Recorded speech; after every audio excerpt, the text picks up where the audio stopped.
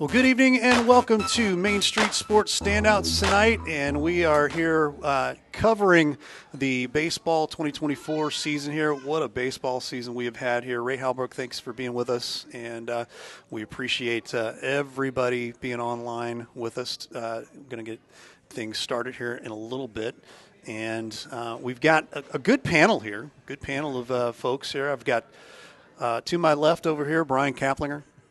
B-Cap is with us, my friend. Right. How you doing, Bear Brian? And Jeff Montgomery over at from Festus High School. Right. He's going to pop in and give us a little bit of information on all these guys that are that he's played for and against. So most of the team he's going to be able to give us a little bit of insight on. So how you doing, Jeff? I'm doing good. Thanks for having me. Awesome. Excited to be here. Awesome. I got Jeff Whitener on the line with me as well. Jeff, my friend, how are you? I'm doing great, guys. Appreciate the opportunity to come in tonight and talk a little baseball, put a little wrap on the high school baseball season. Absolutely. Well, we are going to talk a little bit about, I guess, before we get started, we're going to talk about the criteria because everybody wants to know, well, what's the criteria? And we try to keep this a little different from the way things maybe have been done for the JCAA, how the coaches choose their all conference, maybe even other folks doing their things too. We've kind of condensed it down. We don't do large schools, small school. We just kind of put them all together. And there's criteria. And I'm going to kick it over. Am I supposed to kick it over to you here, Jeff. Brian? All right, cool. We'll kick it over to Brian Kaplinger. Over to Jeff. Oh, to Jeff's Jeff. going to take care of that. Jeff is going to take it. We put this together so so well here. No, but here we go, Jeff. I'm going to give it over to you. All right. As Ray mentioned, we like to do things a little different than traditional voting on these. And basically, that's because there are some schools in the JCAA that we just either don't get to see a lot of or don't get stats. So we really wanted to go based on our personal experiences, our eyes on our availability to have stats for these guys. And with that being said, the standouts were nominated and voted on by members of the local media in Jefferson County. Collectively, we saw over 30 games this spring. No standouts list is perfect, and we're sure this one is going to be full of debate.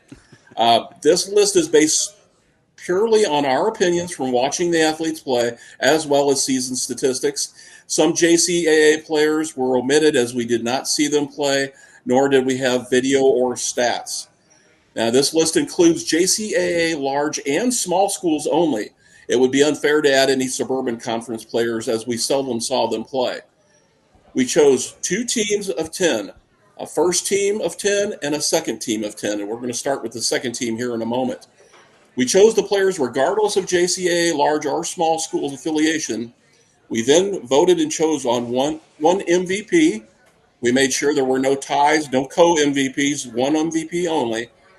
We chose our players regardless of position or grade level. So there might be a bunch of pitchers, there might be a bunch of shortstops, a bunch of catchers. It really doesn't matter. We just wanted to go with our hard 20. Each voter submitted their own personal picks. Ballots were reviewed, and unanimous choices automatically made the team. We then went by majority vote for the rest of the players. Now, we know that some good athletes did not make the list. It's not our intention to slight anyone or upset local schools or sponsors. It's simply our way to recognize who we thought were the best performers throughout the season based on our eyeballs. And, of course, as I always say, this list is biased as most postseason accolades are. Yeah. So that's always our disclaimer there, fellas. But I'll tell you what, let's kick it over to Brian, and let's get this thing started with our second team members, and we'll start off the list and take it away, Brian. All right, well, thanks, Jeff. Yeah, excited to get this list underway. First one on the list is going to be Brennan Irvin. He's a junior from St. Pius X, and just some of his numbers here as we get into this is as a hitter in the metro area, he was among the leaders in doubles with 9. He led the Lancers in runs with 15, stolen bases with 7. He was second on the team in slugging percentage with a .463. Had 22 hits and 12 RBIs, and he was an all-conference JCAA small school standout as well. Awesome. And along with him from St. Pius, sticking with the Lancers there, we have the junior Caden Payne. Now, as a hitter, Caden was among the metro area leaders in batting average. He batted 429 and on base percentage at 536. He led the Lancers in on base percentage, slugging percentage, hits, doubles, and RBIs. So he was a multifaceted weapon for the Lancer lineup over there. First team all conference JCA small schools member was Caden Payne. All right, and next on that list is Brendan Young, a junior from DeSoto. He led the Dragons in singles this year. He was second on the team in batting average with a 2.88 in the outfield for the Dragons. Just a tremendous young man, just roaming the outfield out there. That's right. And sticking with the Lancers on our second, or pardon me, with the Dragons on our second team, we have another one of these Fisher boys. They always seem to pop up on these lists from DeSoto. Colton Fisher, the senior this year. Colton, as a pitcher, was among the metro area leaders in saves. He had 7. He was second on the Dragons in earned run average of a 1.66. And he also was an all-conference JCAA large school honorable mention player. Colton, like one of his older brothers, committed to Three Rivers College to play in the next level this year. That's it, and the Dragons are racking up players quick here as Blake Coleman makes the list, the sophomore for DeSoto, as well as a pitcher in the area, had an ERA of 1.17, strikeout average per 7 innings, 14.44. I mean, that alone is just insane. Strikeout 64, and it doesn't stop there with this young man because as a hitter, he was also in the area leaders with triples and 3, and he was on the all-team conference again for the JCAA large school.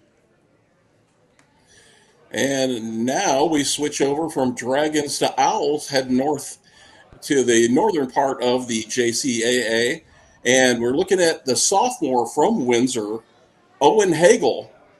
Owen led the Owls in hits this year with 25. He was second on the team with a 325 batting average as a sophomore. And Owen also made the second team all-conference JCAA large schools list. And continuing right along with the Owls, we have Cole Scott, the junior, and a pitcher for them. 57 strikeouts on the year. He faced 214 batters. This young man was durable. He led the Owls with a 2.51 ERA. And then in the hitting side, led the team in slugging with a 5.59. Also named to the second team all-conference JCAA large schools. Well, now we're getting into some Hawks and Tigers now territory, and we're going to start off with the junior for Hillsboro. That's Easton Day. Easton is a hitter. He was among the metro area leaders in on-base percentage. Great on-base guy, 531 this year, and walks. You know, the guy you want at the top of the lineup, 22 walks. He led the Hawks in batting average as well, 384 as a junior, and was a first-team all-conference JCAA large school selection. And we're going to hang right there with the Hawks. And junior Gunnar Sutton, second on the Hawks in batting average, 375 on the year. He was tied with the team lead in RBIs, second team all-conference in JCAA large school. And so just, again, another great Hawk player, young Hawk player as well. And not the only the first Sutton you'll see on this list, for sure. Rounding out our second team from the Festus Tigers, the junior Brady Nolan. As a hitter, Brady was among the metro area leaders in stolen bases and hit by pitch. He was very, very good at putting pressure on the defenses on the base path. Tied for first on the Tigers in runs scored. He was second in the Tigers on an average on-base percentage and slugging percentage. And Brady was a first-team all-conference JCAA large school selection. Coach Montgomery, out of those second-team players there, do you have any guys that you want to single out and have some comments on?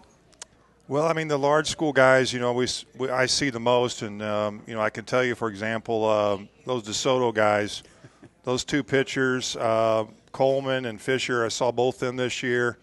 Coleman's very good on the mound. I mean, he was just almost unhittable a few times in some spots. I mean, he also swings the bat very well. So I think DeSoto's really represented there well. They got some players coming back that are pretty solid. Regarding Windsor, Cole Scott seems like he's been around forever. The kid he's pitched a lot of big games. I know, Brian, you mentioned durable. Absolutely. He's a guy that he's pitched a lot of big games for them and been around a while. He's got good velocity. He's a guy every time we face, we know, he's going to pound the zone. And, he's had a nice season and was second team all-conference this year.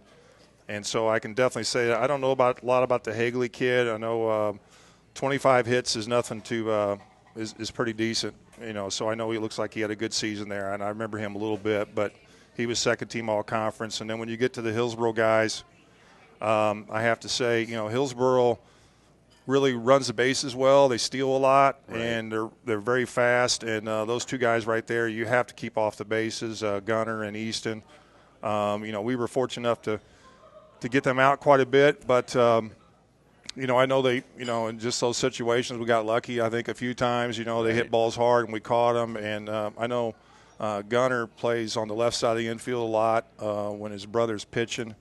And he made several plays in the conference game and district game that were important. And those are two really competitive, gutty kids. So they've got both those guys coming back.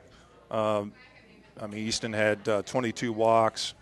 And again, that's pretty decent, and again, a very high on-base percentage. So those two are really good ball players. And, of course, Brady Nolan. Brady had a great year again this year. He was hurt, had a labrum tear from football, and that really kind of set him back.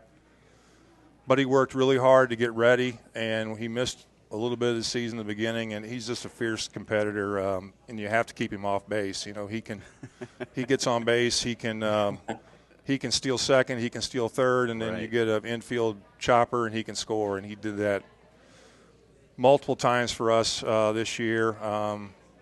And he's a really good outfielder too. He was All-State last year, in our state run. So he's on the list, and I'm not surprised. He's a good ball player. These small school guys, again, Pius has got a couple guys coming back here that were also first teamers. They're solid ball players, I'm sure, and they've got something to build on. Yeah, you talk about that, Coach. A lot of these guys, I didn't get to see the St. Pius guys a whole lot this year, but being able to see them just through video really speaks a lot. Obviously, you can't see everything. One of the players I just wanted to kind of highlight, you mentioned Gunnar Sutton in that. I got to see him a number of times this year up close, and I think one of the biggest things, a lot of these guys on the list, I'm singling him out, but a lot of these guys, they do the intangible things. They're doing the things that not most regular fans that are just watching the game are really picking up on, putting themselves in the right spots, getting in the right positions to make those things happen. And like you said with Brady as well, just utilizing that speed and just being able to have that quick just recognition of, hey, if there's a pass ball, they don't even think twice about taking the extra base. And I could go down the list, a lot of these guys. And, again, you talk about, Cole Scott, the pitcher for Windsor. To me, just being able to go out there consistently and pump strikes and get the number of strikeouts, even when, sometimes the game wasn't necessarily going in his way or his favor, not even because of him, but he just hung in there and he just kept giving them innings after inning. Right. Yeah, a workhorse. You got to have those kind of guys. You look at the way things are set now. Everybody used to play 24, 25 games. Now everybody's playing like 33, 35, 36 games. So your pitchers have to be workhorses, and we've got these conference games set up in the large school where you're playing the 2-game series. So you're running your 1 and 2 out there every week for a 4-week stretch, and you've got to get some innings out of them. And again, Cole's a workhorse for them. And again, Windsor always seems to roll out some pretty decent arms, that's for sure. Right. Jeff? Well, Coach, and you toss the weather in on top of that too, where you're stacking games back to back a lot of times, and you've got to have those guys that can eat up a lot of innings for you. And Windsor certainly has those guys, as did you, and Hillsboro as well. But Brady Nolan, I think that early season injury for me is the only thing that bumped him from the first team on my list votes for the second team. That little slow start for him, but I expect very big things out of him next year, and I'm sure you do as well, Coach. Very impressed with Brennan Irvin, the junior from St. Pius. Want to talk to him about him in a little bit. Not only is he a good hitter, but he runs the bases very well, very good defensively, and I expect him to have a big year, his senior year as well. The Hillsboro guys, looking at this list, this bottom 10, your 1, 2, and 3 guys are all really decent guys that really, when they get on base, they just put so much pressure on the defense. Right. And on the pitching staff and in that regard, and they're all good on base percentage guys. They're going to make things happen, and they're by putting pressure on that defense, putting pressure on that pitcher, and I think those are a lot of times. Maybe that's just the way I grew up. I kind of gravitate to those types of guys. Yeah, Jeff. One thing I like to mention, I kind of missed the point, but Colton Fisher. He had 7 saves. Right. I mean, that's right. I remember Matt Beasting talking about that at the all-conference meeting. He's a guy that he could come in and just high velo for an inning or two and get outs. And he came in against us, and he was pretty scary. He looked pretty good. And so he's a nice player. He's going to Three Rivers to pitch. And, again, all those boys, all those Fisher boys have all been good ball players down there at DeSoto. Yeah, and you talk about that closer role, that mindset. It's a challenge because you know it well, Coach. Those last 3 outs, no matter what the score is, how close or how extended it may be, are the most difficult outs to get of any game. And if something goes awry and that momentum switches, and so when you have a guy like that can come in, pump strikes, going to have that extra velocity that's going to just kind of change the timing of the hitters, it's huge. And so it really does change a game and a team's perspective there. Absolutely, yeah, and I think more and more teams are going to that where they got one really high leverage, high velo guy. Again with the number of games which we mentioned earlier, you got to have those roles. Right. Absolutely. Well, we're going to take a small little break here. We're going to come back. I'm going to put Coach Jeff Montgomery on the spot here a little bit, give him a couple questions here before we start the first team selections. So stay tuned. We'll be back. This is Main Street Sports Standouts. We'll be right back.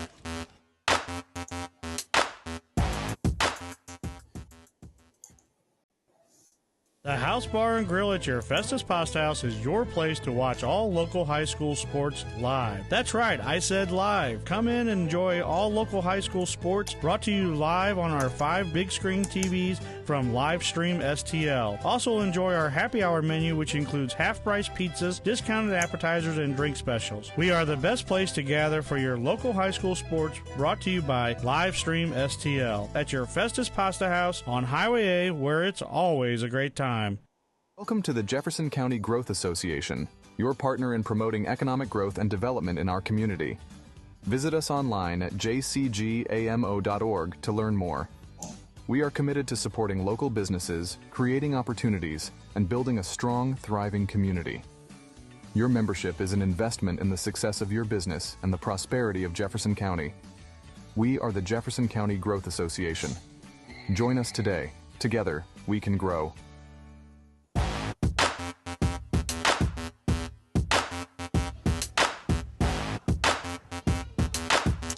And we are back here with our second segment here. And before we start our first team, I'm going to throw Coach Montgomery on the bus, not under the bus, but on the cuff here.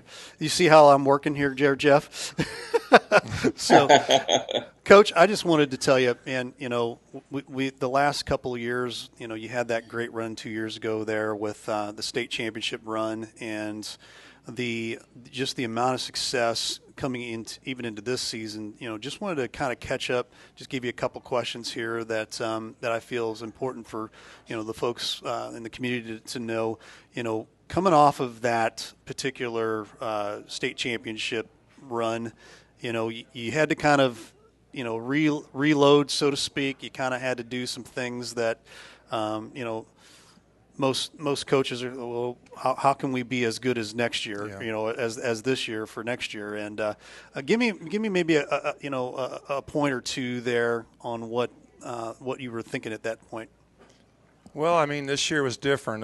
We graduated a lot of guys that were part of that team, but I think once you've been there and kids kind of experienced it, you kind of have an idea what it takes to get back. And of course, we were disappointed. We lost in the quarterfinal game, but we had. I think once you go down there and experience it, it's a big plus, to help the next year. And so I think we had that to our advantage.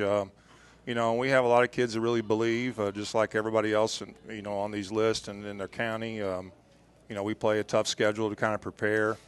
But, we had some guys this year like a Trenton Young and a Jackson Smith, that were, that got us that next level, and Coach Stafford and I talked at the beginning of the year, like what was it going to take to get back to where we were and have a shot, and we'd have to have Will Reese and Tyler Reese and Trenton Young and Jackson Smith and some of those guys fill really, really important roles, and they did. And so it's kind of a pass the torch kind of thing. I think, that we were fortunate enough to have happen this year. Again, we didn't get to where we wanted to go, but, those guys were pretty important. Absolutely, absolutely. Give me, through the season here, you get your ups and downs, but I mean, one heck of a season here, 27-7 or something like that, if I remember right. The ups and downs, you've got injuries to deal with, you've got nagging injuries to deal with, things like that. What was that like this season, and was it different from that championship season? Yeah, I mean, we weren't as deep this year. We didn't have the offense we had last year, so it put a lot of pressure on our defense and our pitching. And again, and that kind of played out in the quarterfinal game. Where we just we hit balls hard, we couldn't get time. We couldn't get the run across the plate, and eventually, they did. So, I think we weren't quite as well rounded this year as last year's team. Because we didn't have all that offensive punch. So that created challenges, but the kids stepped up. That was our brand of ball. We stole a lot more bases this year, and so again, I'm happy for our kids that we had a good year. Again, they wanted to go back to state, but that's not always going to happen. Jeff, you've got a question for us? Well, yeah, just to follow up on what Coach said, the best part is the guys you have coming back for next year. I think, you're going to be right in the thick of it again, right in the hunt, and there's no reason at all. If you can pick up the bats just a little bit, I think you're going to be right back there in the Final Four. I have no doubt at all, Coach. One of the things I wanted to ask you real quick, this just came up. Of course, last year at this time, I put you on the hot seat, and I said, hey, what do you think about the coming back this year? And of course, you answered that very graciously and came back and were very highly successful. So this year's hot seat question is a little different. 2 days ago, the state of Florida, the High School Athletic Association down there, unanimously approved NIL bylaws. They quoted this as a new day and age in high school sports, where now that Florida becomes the 31st state to allow high school athletes to benefit from NIL.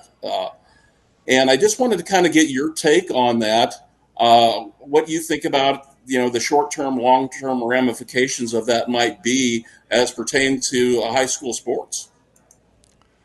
Well, I don't know. It's really changed college. I know that. And again, I'm not really an expert on any of that stuff to talk about. I don't even know a whole lot about the Florida law, but that's proposed law. But again, I guess that would certainly kind of stew things up a little bit for sure. We start offering that where kids can move around for the purpose of making money, getting paid. So.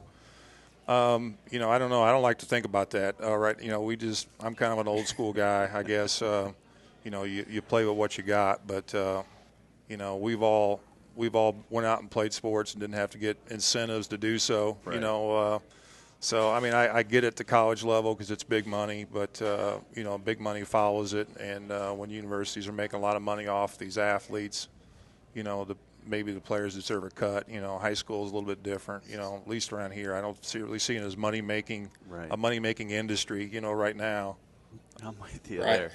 there. And the way I look at it, Coach, and you know, from a legal standpoint, from freedom, yes, they probably legally should be allowed to do that. But my biggest concern is a young athlete, a high school athlete, are they mature enough? Are there going to be measures in place to protect that money for them? You know, it a 16-year-old riding around in a brand new Land Rover because they can throw the ball 95 mile an hour kind of Yeah. scares me a little bit. You Yeah. know,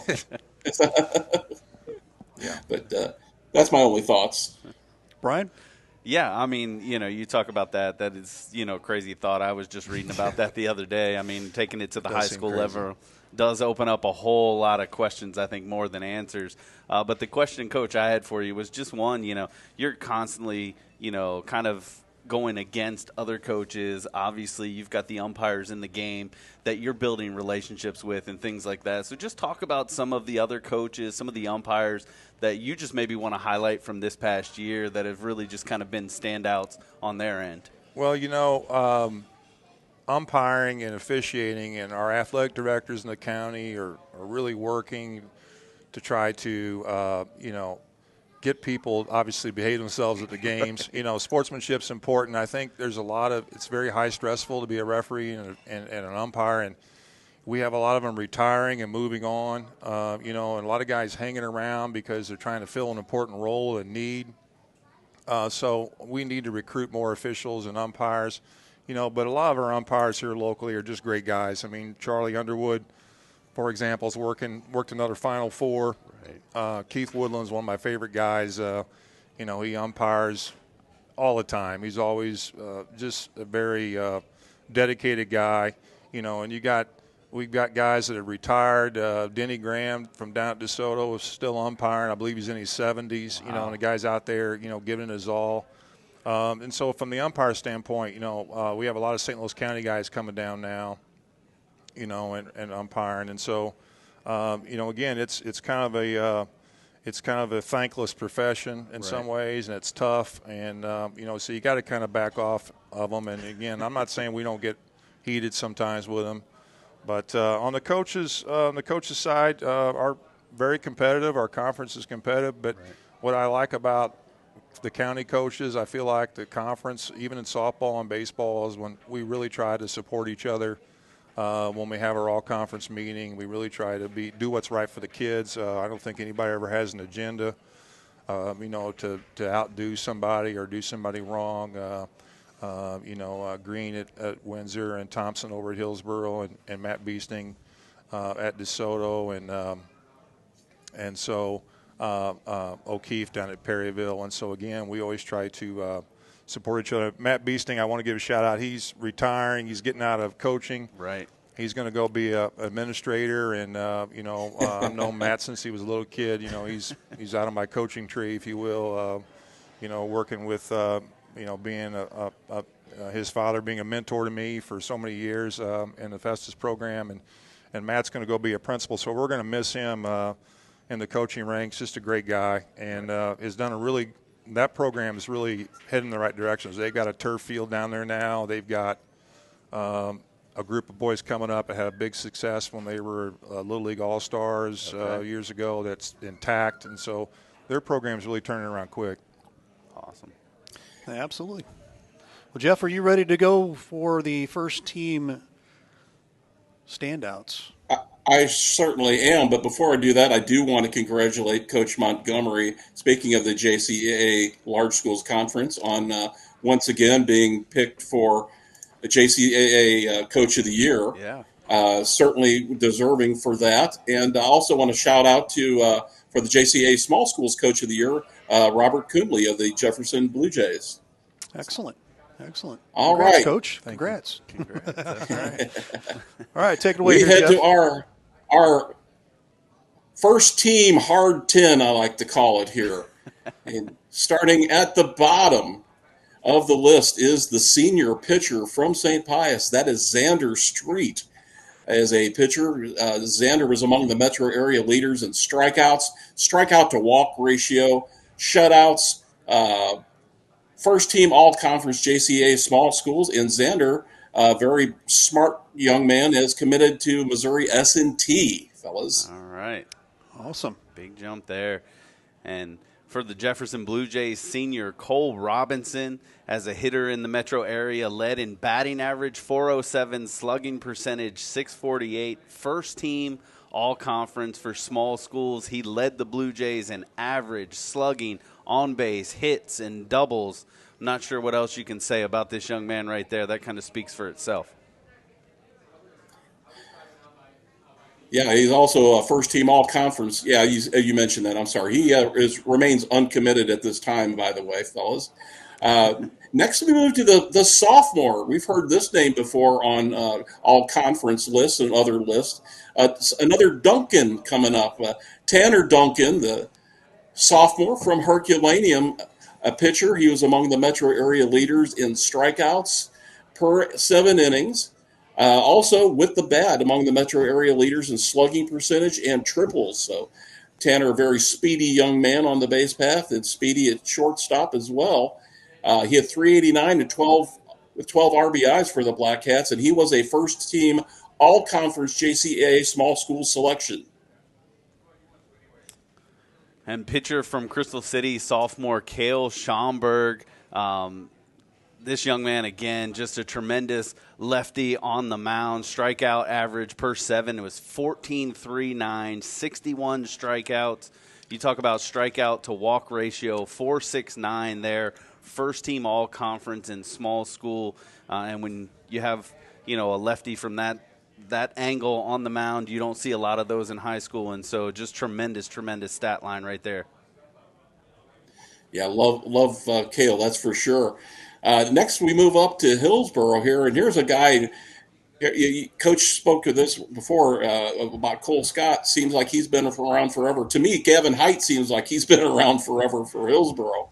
The senior, as a pitcher, he led the metro area among the metro area leaders in ERA 1.14, WHIP 0.65, wins 8.1, winning percentage 8.89, complete games 6, which were tops in the metro. As a hitter, Gavin hit 327 for the Hawks, and he was a first team all conference JCA large school selection. And I haven't heard anything different, but as of right now, I think Gavin is uncommitted. And sticking with the Hawks, a familiar name, at least last name as well. We have Dominic Sutton, the senior, and as a pitcher here in the metro area, a .8 ERA, 7-1 on the season. His WHIP at .65. He had 5 complete games, 3 of them no hitters in the season. I mean, you just talk about a stud on the mound. He was able to control. He had a wicked breaking ball on that, and then just flip around with the bat. He was just 356 on the year for the Hawks. Another first team all conference in the large school. And another Hillsboro player makes our top 10 here. Cohen Linderer, the senior. Here again, another big top of the order guy for the Hawks. As a hitter, he's among the metro area leaders in on base percentage, 544. Runs scored, 35. Stolen bases, 31. Walks, 27. He also hit 373 for the team, and he was a first team all conference JCA large school member. And Cohen has committed to play for Coach Bone over at Jefferson College, another terror on the bases. Excellent. And for Coach Montgomery, we're going to start getting into some familiar names right here. And Jackson Smith, the sophomore at Festus, and as a pitcher, again in the metro area up there, winning percentage of 1,000, 7-0 on the season, .7 ERA, a .87 WHIP. I mean, you talk about just having some fun on the mound right there. That was that young man, and he seemed as a hitter to just have that clutch gene, as he was in the tops in RBIs with 33, a first-team all-conference JCAA large school selection as well.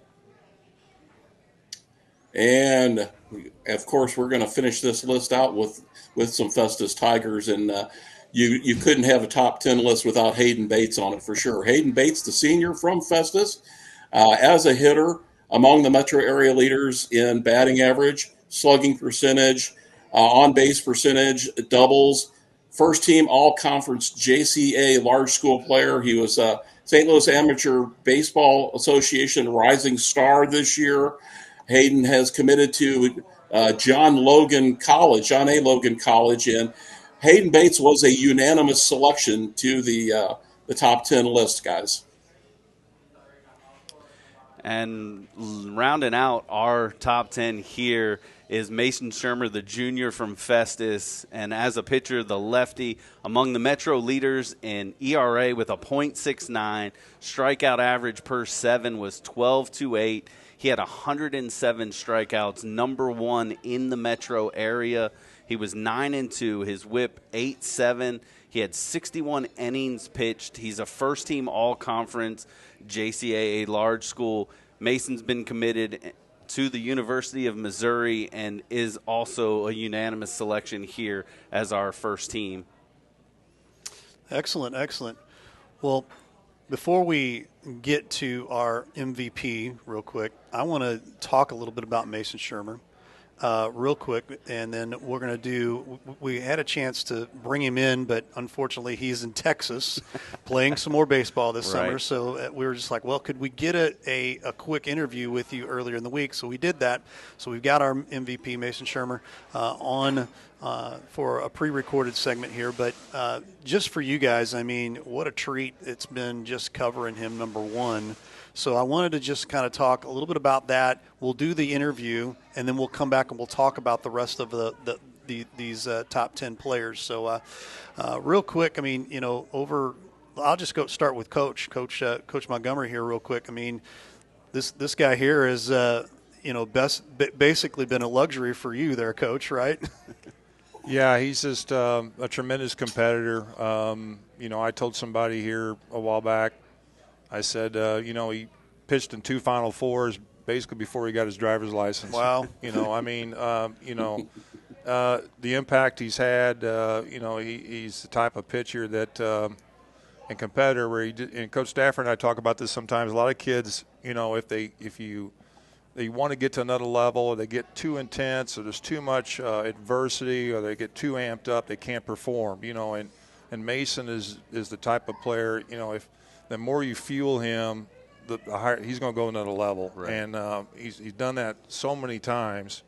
You know, and again, you know, he's pretty exceptional in that. And again, he was really dominant this year on the mound. He had a good offensive year too. He's a really slick first baseman too. People don't realize how good he is over there. You know, and so he's a great player. I'm glad he's got one more year. He's a great kid. You know, he's just one of those guys you just love to have on your team, and he cares a lot about his coaches. He cares about his teammates. He's just a baller through and through. Yeah. Brian Kapler got the call on the quarterfinal game there, and give us your thoughts on Mason Sherman there, Brian. Yeah, I mean, you know, kind of piggybacking off of what Coach said, you know, one of the things that stood out to me was just, you know, his presence on the mound. He didn't get rattled a lot, even again when things didn't go his way. You know, I'm thinking at that quarterfinal, I mean, it was a pitcher's duel all the way up through, and then just a couple plays, some miscues, just kind of got the game away from him, but he didn't allow it to get rattled. He just kind of stayed with it. He knows when he doesn't have a pitch working. He knows how to bring his second pitch, his third pitch into play. And that was the thing that was really standing out to me, is because not only does he have a solid and dominant fastball from the left side, but those secondary pitches really play well. And he learned when he couldn't locate for periods of time with that fastball, he could still get hitters out, induce weak contact, which is always, you know, huge. And at the high school level, when you're talking about an athlete that has the skill set, the athleticism, because you talked about it, not only with the bat, but going over to first base, I think it fuels other teammates because they're striving to kind of create that competitive gene that he has. But to his credit, even when I had opportunities to talk with him after some of the games, he always wants to highlight his other teammates. He is not a selfish player in that regard. He recognizes the team aspect, and that's really all you could ever want from a player. Jeff Whitener. Absolutely. Yep. Jeff. Well, you know, my take on Mason and looking, you know, with his commitment to the University of Missouri, you start to look at the why. Okay, why is this kid different? What separates this kid to some other kids? Because sometimes there's a fine line between going to a JUCO or D3, going to a D1, and he's got all of the physical tools, but I think what separates him are some of the mental tools, and not just the knowing how to pitch, as Brian spoke about, but the intestinal fortitude. Like and Coach hinted around a little bit about the competitiveness, the drive, and the only player I could really compare him to this year, guys, was the pitcher Sammy Huck for the Jefferson College Right. softball Yeah, team. Right. yeah, Got the same kind of mentality, same kind of attitude. Uh, Always willing to pump up your teammates. They make everyone around them better players Yes. by their presence and by their leadership. And I think that's where we're coming from. And that's why, I said with Coach, with some of the weapons he has next year, I see no reason why they can't make another deep run. absolutely, absolutely. Well, we are going to go ahead and turn it over to our interview for our MVP, and congratulations to Mason Sherber as well. That's right. He's out in Texas right now, probably throwing the ball around right now. But congratulations, and here's that interview. Hey, Ray Halbrook here with Livestream STL Media. It is now time for our Main Street Sports Standout MVP, and it is none other than Mason Shermer from the Festus Tigers. Mason, my friend, you had one heck of a season this year. I mean, dominant pitching, and we'll just start with the accolades here real quick. As a pitcher, you were among the metro area leaders in ERA at .69. That's insane. Strikeout average per 7 innings, 12.28. You had 107 strikeouts, and that is number one in the metropolitan area. You were 9-2 on the season, and you have a walk, hits, and innings pitched of .87. That's pretty minuscule. And you pitched 61 innings. You are a first-team all-conference JCAA large schools, but you are our MVP today. And congratulations, and thanks for being with us, Mason. Appreciate it. Thank you. So Mason, my friend, as we're kind of talking about this, going into the season this year, you guys came off a state championship. You got a taste of what that was like last season. This season, I think you were 27-6. You came into that quarterfinals match against Webster Groves, and man, just kind of walked into a little bit of a buzz. Saw a really good pitcher too as well, but they got a few on you and came out with the win on the quarterfinals. But take us through the season before all that. Take us, what was your preparations after coming off of the state championship like? We lost a lot. Like after last year, lost quite a bit of starters. It's hard replacing those type of arms too that we had, but we had some guys that wanted and needed to prove themselves, going forward. But like they were just there every day, during off-season workouts, and they were just pushing themselves to get better. And we knew we were going to have everyone gunning for us because of what we accomplished and what we're going to accomplish again moving forward. But they stepped up and we won the district again and ran into that Webster team that we beat earlier in the season. I think we just played them a little too lightly and we didn't take them too serious. But yeah, things happen. It's baseball. Teams are going to lose. But did all we could. But I feel like we're going to be back and we're going to be all right. Excellent, excellent. Well, you being a junior this year, I mean, you still got another year here, so we get to see you again. And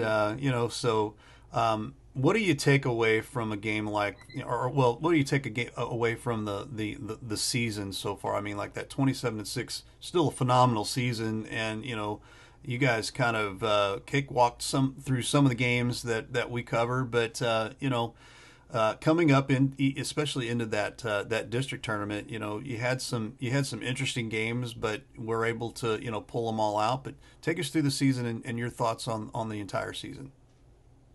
So yeah, we opened up with Fox. I'm pretty sure we opened with Fox. We beat them pretty good. Who like surprising. They surprised me, almost winning their district.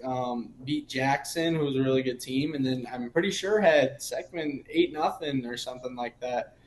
And we beat them, and then we beat them in the wood bat tournament. We had some tough losses, like we lost our 7. It was just a bad game. People not doing their assignments, not hitting the ball. In those games, everything we're playing with something to lose. They're playing with nothing to lose. They're just playing Right. with house money, as people would say. But you know, um, going through deeper in the season, we kind of people saw their role on what they were expected to do. Most guys knew that, hey, I'm gonna bat in the lower part of the lineup. Like I gotta move guys over. I may have to bunt a guy over. And then you had people in the outfield who would get DH for knowing they just need to play defense. And yeah, everyone knew their pitching. Like everyone knew their rotation, who was going to be our closers, and like moving forward later into the year for playoffs. But Yeah. Excellent. Excellent. You did fall short this season, but what do you take from this season that you can bring into next season? like we got 3 more guys coming back, possibly 4 left-handed arms. There's a little surprise in there, maybe. Well, you'll see here shortly. But yeah, I mean, the catching, we're gonna have Cole definitely step up. He's gonna have to work a little bit this off season. We our outfield will be okay. We still got Brady coming back. We got Braden Good and Cooper Shilly. So they play summer ball together. So that's probably going to be the middle infield. And then you got Braden Beers at third. So, I mean, we're returning quite a bit of people. But it's just, we're losing Bates, who's phenomenal at short, great bat. We're losing Trent behind the dish, who did a really good job after Tyler Bizzle left. But no, we're gonna be all hands in there. There you go. There you go.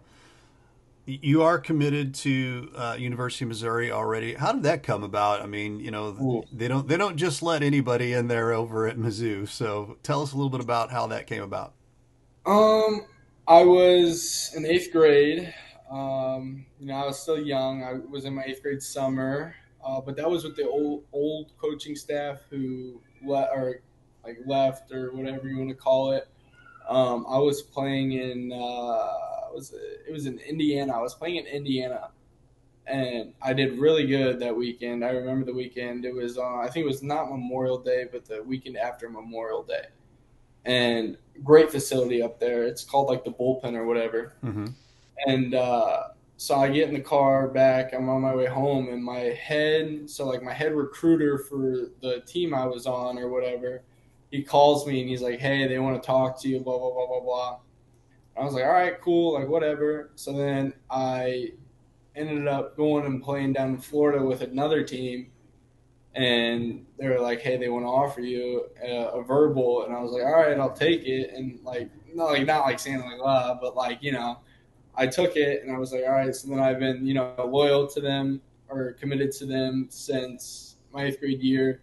And then what scared me the most was last year when when they cleared house, completely cleared house. Yeah. And we couldn't really talk to them because there was that rule that got placed about how you have to be like a junior or something for them to reach out to you. So I was just like, crap, man. Like I was scared. I'm not gonna lie, I was scared. So I was in Atlanta at the time, and Coach Jackson, like they just announced that he got hired or whatever. So me not thinking, I was being an idiot. I didn't think about it. I sent him a text on Twitter, like a DM on Twitter. Oh yeah. And yeah, and then he just responded with just like thumbs up or whatever, and or with like he replied to it or whatever because he can't really talk. He can't talk to me at all. Mm-hmm. So then finally, after my junior year, like I hit like it was like August, I think. I was in Mexico on a family vacation, and they finally called me, and they've been great to me. I got to go see 2 football games because when we play or whatever, if we have film, if it's a big game, I won't go. But They got me 2 sideline passes and right on the field, so they've been great. I love them, and moving forward, I'm trying to play both in college, so if I'm good enough, hopefully play football, but that's a tough football school coming up Yeah, it now. is. They're getting everybody now. Yeah, yeah, I get it, man. That's a cool story, and I mean, really cool how that kind of came full circle, but also to the point to where you're you're a little worried about it with the baseball coach change. If you am I still going to be playing for these guys? I get that, so that's cool that they're still staying committed to you. So, well, man, we appreciate catching up with you, and congratulations. What does it mean? Well, let me ask you this real quick. What does it mean to be the MVP this year for our Main Street Sports Standouts? It feels good because there's a lot of guys that I feel like could have had the opportunity here or could have been picked. We've had some dominant players over the area or in the area over the past few years, and especially this year too.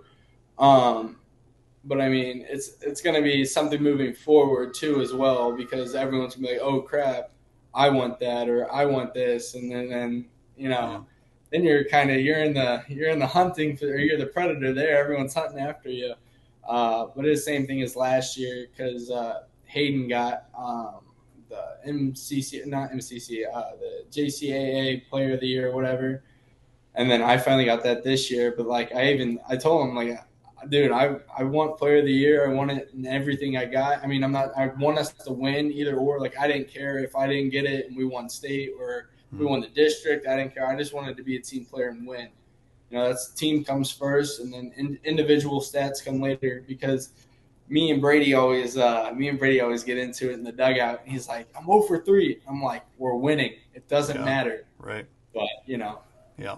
Yeah, it's about the big picture, man, and I appreciate that about you, my friend. So, again, congratulations so much on winning the MVP here, and looking forward to seeing you next season. Yes, sir. Appreciate it. Hey, we're coming back. I'm telling you. I'm letting you know. We're coming back. All right. I'll hold you to it there. Mason Shermer, our Main Street Sports Standouts MVP. Well, there he is. Mason Shermer. He's a good storyteller, isn't he, there, Coach? Yeah, I don't know how you can't like that guy. Right. He's, right. I mean, yeah, Good it's stuff. just, 3 years I've got to coach him now. I got one more. Coach Stafford and I just talk about him all the time. He's just, he can, he brings people together. He tells it like it is, too, and he's a great ball player. Absolutely. Well, let's talk a little bit about our top 10 for the first team as well, and let's kick it over there to Brian real quick and get his thoughts on the top 10 here. Yeah, I mean, for me, I want to jump. One of the names that stood out to me was Tanner Duncan in Herky, the sophomore there, not only as a pitcher but also playing in the infield, shortstop. I've actually been able to see him play a little bit too with the Legion team now. That he's playing with. And one of the things that stand out to me, I mean, aside from the stats, again, I'm one of those guys, I grew up playing baseball, played at the collegiate level a little bit as well. And so, I noticed those simple things. And this young man's, footwork on the infield, on the mound, in the batter's box is just amazing. He's got a good base on him, and I think he uses it well. I mean, not only does he have speed, but as a sophomore, I'm really excited to see what he's going to bring to the table, even moving forward. I mean, he's only getting stronger as a pitcher. Like I talked a little bit about Shermer, I think the biggest hurdles for him is going to be learning command of those secondary pitches to be able to really take that next big leap for him on the pitching side. And for that, I mean, just continue to utilize that speed. It's going to kind of change games if he can do that. Excellent. Yeah, Brian, you mentioned well, maybe I could just add too a little bit what you were saying. I could talk about the large school guys, but the small school players on here, there are 4. All of them are first team all conference. You mentioned the Duncan kid. I mean, to be first team all conference as a sophomore is pretty impressive. Right. Robinson, we saw him this year, had a 407 average. Jefferson's always scrappy. They always swing the bat pretty well and score runs. We had a little trouble with them this year, and I don't know a lot about the street kid, but again, 62 strikeouts on the mound's pretty good. That's pretty Very serious. telling, right? Schomburg, everybody tells me he's mid to upper 80s on the mound. So that's impressive, and he's got 2 more years. So he's going to get stronger and bigger and be very effective. Excellent. Jeff Whitener. Well, I can. I'll talk about those small school guys a little more, Coach, and we'll leave the big school guys up to you. Xander Street is a guy that has tremendous control. He's got a great curveball. He knows how to pitch. He's a very intelligent player, as I mentioned before, and you could tell by his strikeouts and his strikeouts to walk ratio. He's got very good command, and it's interesting looking at a Cale Schaumburg. Cale probably has maybe a little more velocity at this point as a sophomore than Xander did as a sophomore. But he's the same type of guy. I watched him just carve guys up this year for Crystal City. So a tremendous upside on Schaumburg. Robinson, as you said, at Jefferson, Coach, this another was scrappy. He's a quiet guy. He's scrappy, intense competitor. He's just one of those guys that just won't go away. He's always there in the middle of something. And of course, Tanner Duncan.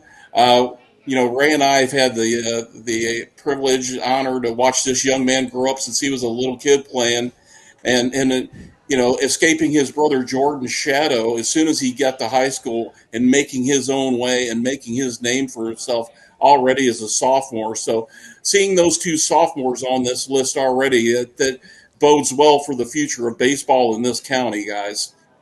Yeah, I agree with that. I'll just go right on top there with Tanner Duncan. I mean, being able to see him at a young age just dominate, even as a freshman playing basketball this past season, last year, and the amount of him growing up in the last year has been a big deal. So you've got that. You've got Xander Street. We didn't get to see him at all this season. We were hoping to get one game in. It got rained out. And we did get a chance to see him a little bit this past week here. So, Xander's we've seen him in the past, but haven't seen him in a couple of years. And golly, I mean, just the consistency is everything for him. And going up to the large schools here, Dominic Sutton, pitcher, Colin Linderer, Jackson Smith, Hayden Bates, your top 5-6 guys here. I mean, just had exceptional years this year. Absolutely. And I mean, we've covered this for about 5-6 years doing this, and just have not seen the dominance that we've seen this year. And I know that that's a testament to just sticking with what they know is best, and just getting the job done. So You mentioned, I'll shout out Cohen Linder too. Coach Woody, who's always on the broadcast with us. It's one of his favorite guys just because of the way he plays the game. Out there roaming the outfield, but also just on the base path. He's always looking to take that extra base. I mean, a couple games we were there, it was like he'd get on, go from first to second, and then second to third in 2 pitches. There it is. There it is. Yeah, Brian, you bring up a great point. These about Cohen Linder, you got to keep him off base. He had 31 stolen bases, 35 runs scored, and that's a ton. I mean, that's impressive. And and like you mentioned, I've seen him steal first pitch and then steal third 2 pitches later. And so if he gets on base, it's a problem. And again, really nice player. Going to go to Jefferson College and compete there in a really good program. The other, if I may talk about the other Hillsborough guys too, Sure. Dominic Sutton. Yeah. I mean, 3 no-hitters is impressive. Shermer threw a perfect game this year and got 1, but to throw 3, that's dialed in. And again, a very good ERA. I know he's a very competitive kid. He usually plays short when he's not pitching. And again, he was kind of their heart and soul, but a really good player. I'm almost sure he was a 4-year starter too.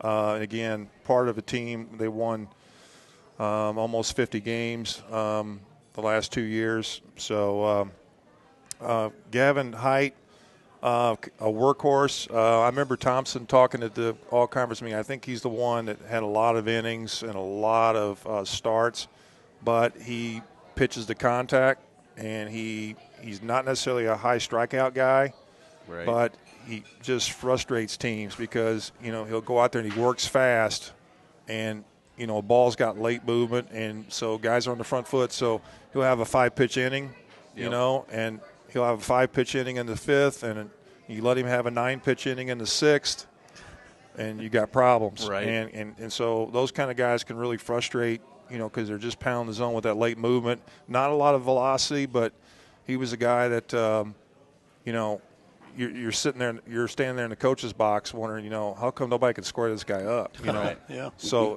but again, it's very sneaky, it's very effective, changing speeds. He was a really good pitcher for them. So, Festus guys, you want me to talk about them a little bit? Go ahead. Yeah, absolutely. All right, so I know we talked about Shermer, and I got to give these guys their due. Right. Obviously Shermer was important to our team this third year. What can I say about Hayden Bates? He was our conference MVP last year as a junior. He got an opportunity to go to a dinner, the Rising Star Award in St. Louis. He's a player who was part of 4 district championships. I watched this kid do things the last 4 years that I just scratch my head. We would go play people, and a coach would come up to me and say, "Who is that kid?" He's just different. He's different. Right. The way he swings the bat, it's just different. And so very fun to coach. Tremendous competitor. Wants to win. That picture, Ray, you had of him. Oh my gosh! I got to pull that card. That was in that was in the semifinal game last year against Zumwalt South. He got a tag play at second, and I mean just nothing but just a full out rage. I mean, he's he just wants to win. That's full of passion right there, ain't it? The kid is just and again, watching him lead our team in so many ways with that competitive energy and just offensively, not just the hits, but he had 150 career hits, 90 career RBIs. He broke a lot of our school records. All-state twice. Should be All-State again this year in some capacity. One of our better players we've ever had in our program. And again, his freshman year, we moved him to varsity to play some second base when we really needed somebody, and then the rest is history. He never came off the field. So, Jackson Smith, sophomore. Again, giving him his due, he was so important to our team this year. Myself and our coaches talked about, what if Jackson could be really good this year and drive in 30 at the plate offensively, and then also basically have a minuscule ERA, and he did that. He was just so competitive and so consistent. Everything that we knew he was capable of, his potential, he fulfilled. And again, known about this kid for even when he was in middle school, people told me about what a good ball player he was going to be, and he was first team all conference this year. Just very deserving. He was a big part of our team. Right. He's kind of a quiet, confident guy. He's not a Mason Shermer. He's quite a bit different. Right. And he's fun to coach, man. He wants to win, and he was all in this year, and he had a really good year. Excellent. Hey, Coach. Hey, guys, I wanted to jump in real quick, talking about Hayden Bates real quick. It's so funny to me because, obviously we're talking about baseball, and baseball is perhaps his most dominant sport.